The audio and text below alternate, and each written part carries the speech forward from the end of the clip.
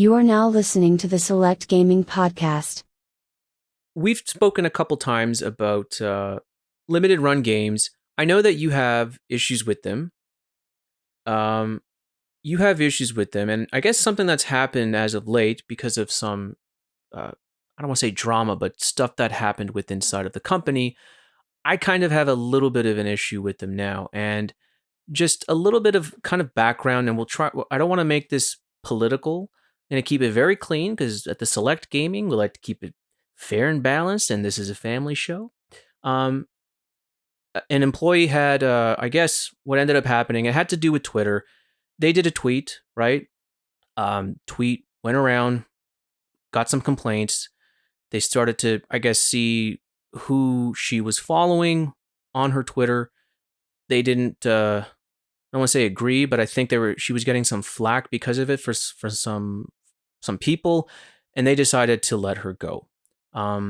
Personally, I don't like the way that they handled it. So I guess what the situation kind of did for me is it left a little bit of a bitter taste where I'm just like, I don't know. I feel like that could have been handled a lot better. So I guess the question that I wanted to pose to you, because something that's sort of been going on that you see from these other YouTubers is they're just like, boycott limited run games.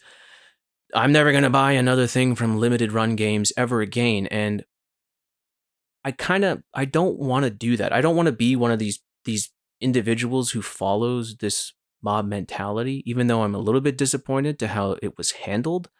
So I guess, like, I don't know. I know that you have an issue with them for other reasons. Maybe if you want to speak to that, and then I can kind of give you, I guess, my dilemma now with this whole situation that they had with their employee. Yeah, my distaste for limited run games is just, I think that their propensity to sort of foment interest in titles, many of which haven't been released for eons and eons, and and then they do, as it were, as what it says on the tin, which is release games that are limited runs. And then they get sort of surprised when they foment, when in fact what ends up happening is that they they invoke a negative reaction from the community, because it's, look, but what do you think is going to happen if you make an announcement that you're going to release historically quite sought after niche games, limit them to 5,000 or so, and then what ends up happening is that the people who are shelf collectors, the nemesis of the Select Gaming Podcast, buy the titles, put them up on their shelves, and then the people who want physical copies of these games are sort of left to seek out on the secondary market, where oftentimes all that's left is copies of the games slabbed in plastic by WADA or VGA, and so the promise of limited run is that you'd be able to get games that weren't available before in physical copies, and that's only true insofar as you're able to be one of the first 5,000 people who click buy on the website in a particular narrow time. With regards to the new stuff that's happening, I just find it terribly strange, and that's not strange. It's entirely predictable. But when there's any number of different and better ways that limited run could have handled firing that employee, if that's indeed the route that they wanted to go down. I just find it very curious, and sort of the part of the reason why I don't have much sympathy for people who are upset a limited run for this particular choice is that all of a sudden everyone has become champions of labor, of issues around labor, when it comes to an issue that they've been animated about because of the sort of culture war that happens in general. But by and large, you never see these people talking about, the same people who are talking about boycotting limited run don't give the same They don't talk about yeah, Ubisoft and how terrible the working conditions are there, and I know that for a fact because I know people who work at Ubisoft, and I've heard stories, man. Right. So no one was talking about boycotting Square Enix when they closed one of their studios in Montreal. No one was talking about boycotting the Embracer Group So look, I don't like people losing their jobs, right? I think that's a fair non-controversial statement. But I find it difficult to accept the critiques that people are leveling at this particular limited run, because it doesn't seem like it's in particularly good faith. And perhaps I'd be able to be willing to take those critiques more seriously if it was something that happened, that there was consistency behind them. But I mean, look, how many times have you promised to boycott something and I promised to boycott something, and then our memories are short on this, you know? Yeah, well, I was going to say, with regards to something like this, for me, like I said, this sort of situation is easy for people to get on board with because I mean, it's kind of front and center. It has something to do with, society, culture, things like that. So I think it's easy for a bunch of YouTubers to sort of latch on to something like this and just kind of run with it, right? I mean, I wanted to talk about this prior, but now that the dust has settled, it is one of this sort of it's like this situation where it was kind of the flavor of the month for a bit.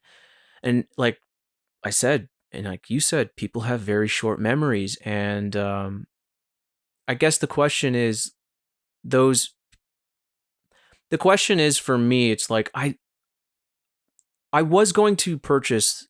They have the Boy and the Blob collection that recently just came out, and I get the emails. I subscribe to the site and I see what they're selling, and I was like, it was one of these situations though, because I still did not like that the way that they handled the situation. I said to myself, do I really need this?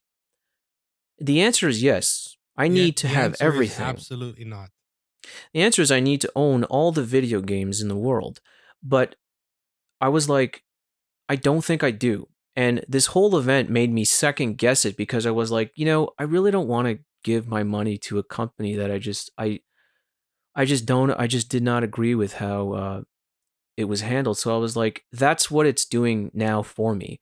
It's making me second guess my purchases with them. And I'm not going to say that I'm never going to buy another product for them because it's like, I don't really care what other people think about my purchases if they disagree with the company, right? It's like people buy Nikes. I don't necessarily agree with what Nike does with how they make their shoes. I'm not going to judge you if you're wearing Nikes. I really don't care. It's your choice. So I think for me, it's just kind of like it is still about that individual, the individual where it's like you vote with your wallet sometimes. And if you do decide to kind of still support a company that you do disagree with, they're offering a product that you like, sure, go for it. But I mean, it's not with this situation, like I said, it's made me second guess purchases with them.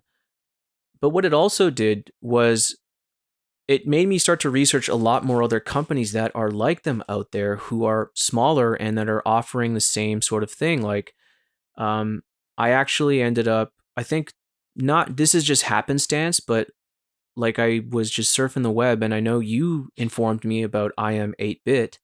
So I actually went to I am 8-bit's site and I actually ended up buying Limbo on on Blu-ray for the PlayStation 4 because I love that game and I was like, oh man, this is so awesome to have on as a physical copy. So I mean, that's the thing too.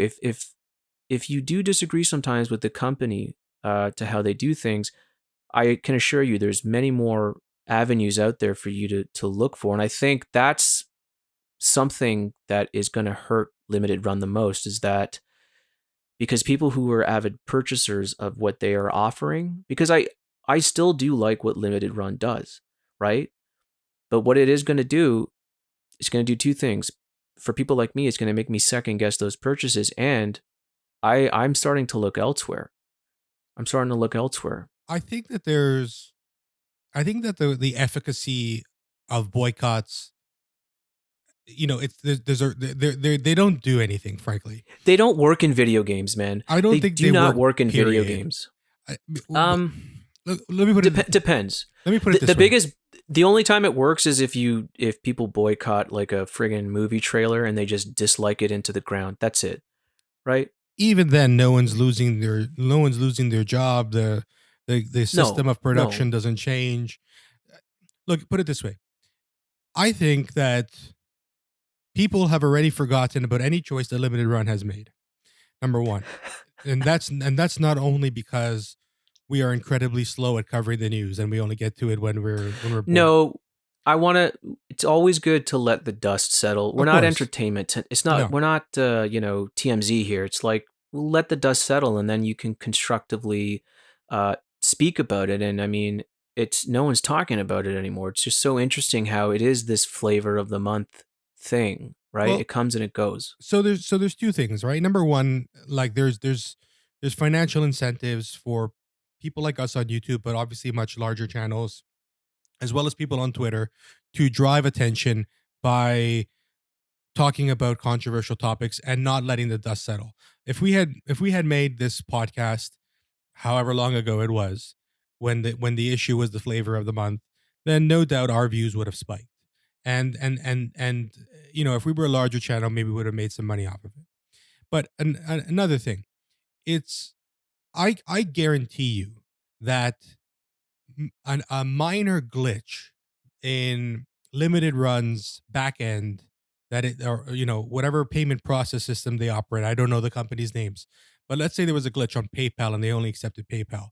I guarantee you that that 5-minute glitch created enough friction on Limited Run's website that lost them more money than the collective moans and cries of anyone who said that they're going to boycott Limited Run for legitimate or illegitimate reasons, whichever issue of the day they decided that they're going to use the boycott. There's no way, in my mind, that Limited Run, and we'll never have access to it because we're not investors and Limited Run's a private company. But there's no chance in my mind that this boycott will have fundamentally made any difference to a company that, to start off with, are selling limited quantities of games. Let's say 10% of their potential market boycotted never buys another Limited Run copy brand new, right? They're still only selling 5-10,000 copies. The market is so small and so hungry for these products that, for me, I mean, where I ultimately fall on this is that a boycott is only useful in assuaging people's moral preoccupation with this. This is not refusing to buy products out of apartheid South Africa en masse, right? This is not whole countries and whole groups of people no longer supporting that politics. This is video games, and this is 5,000 copies of Grim Fandango and 10,000 copies of the Mega Man 2 soundtrack on vinyl, right? So Limited Run has no incentive to do so. In fact, there might be a countervailing tendency, which is all the people who cheered on the firing will have spent more money. So in the end, I think Limited Run comes out on this on in the same, if not better, condition than they were before. Well, I was going to say, the biggest sort of thing that I was seeing was people were asking for their pre-orders to be canceled. And I think there was a big kerfuffle with that. And I was following some things, and people were like, "I have about $500 in pre-orders from Limited Run, and they're not refunding me," and blah blah blah blah blah. And it's like two things that this has sort of revealed to me is that number one is this: Limited Run is not a big company. They are a very very small operation, but it feels big because they do have a well designed website. The design is great. It's very clean. It functions wonderfully, and I can vouch for that. I've bought things off of them, and for the most part, their customer service is decent. Like, I had an issue, I emailed someone, I got a response. The second thing though is, with a situation like this, you're so small. I don't know the logistics of how this news kind of got out, but it basically started with them announcing this on their own Twitter. It went. They did a tweet where they said this whole thing is like, Limited Run Games respects all personal opinions, blah blah blah blah blah, and it's like, but why would you even do that? Just don't even talk about it. Just like keep it internal.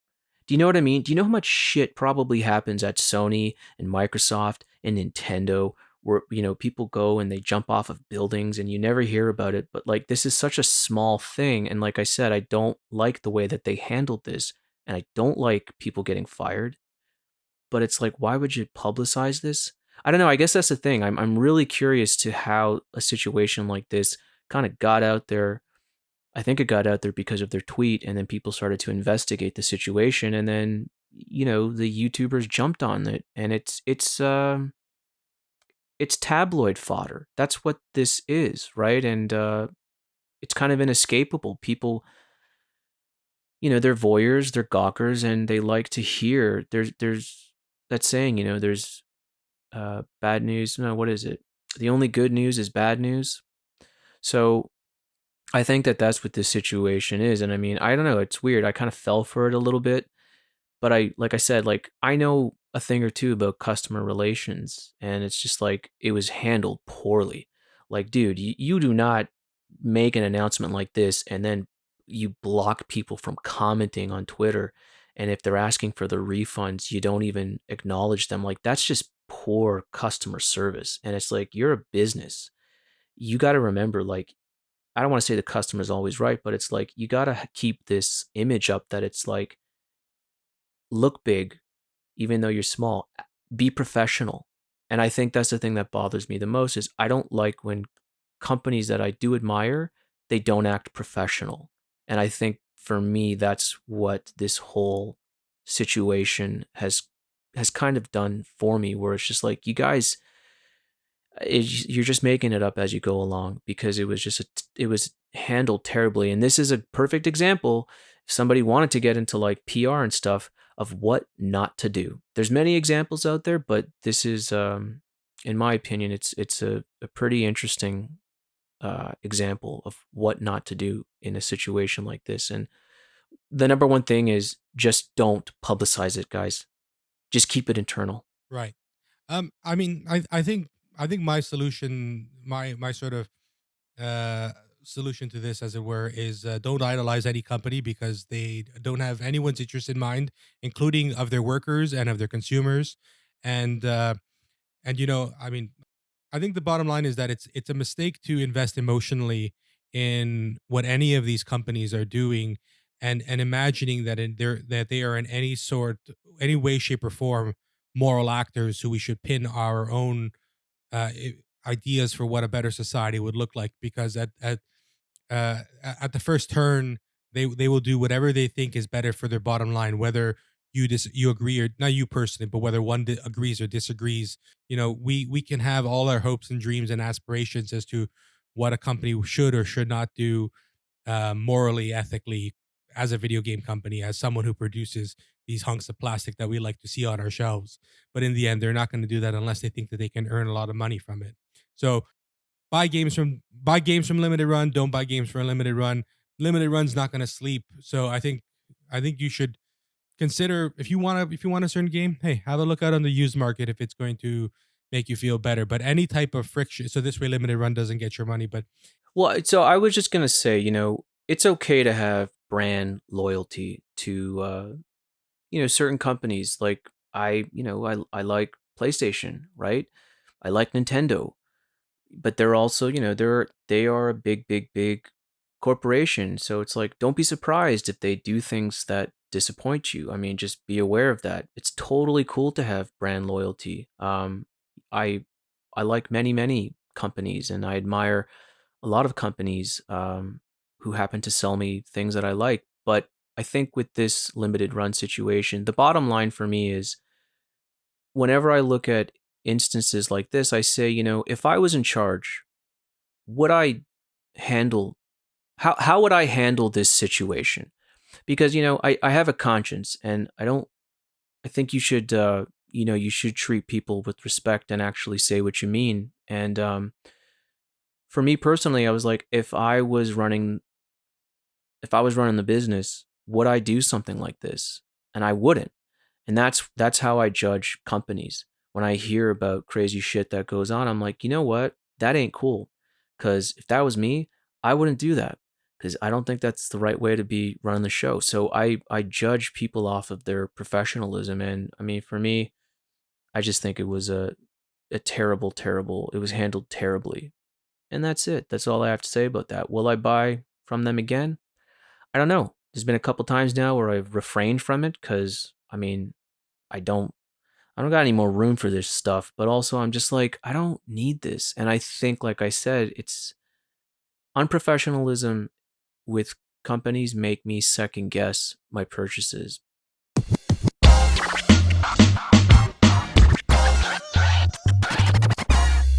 Thank you for tuning into the Select Gaming Podcast. Like, share, and subscribe. We create videos for the Select Gaming that are guided by our personal interests, and your support makes that possible.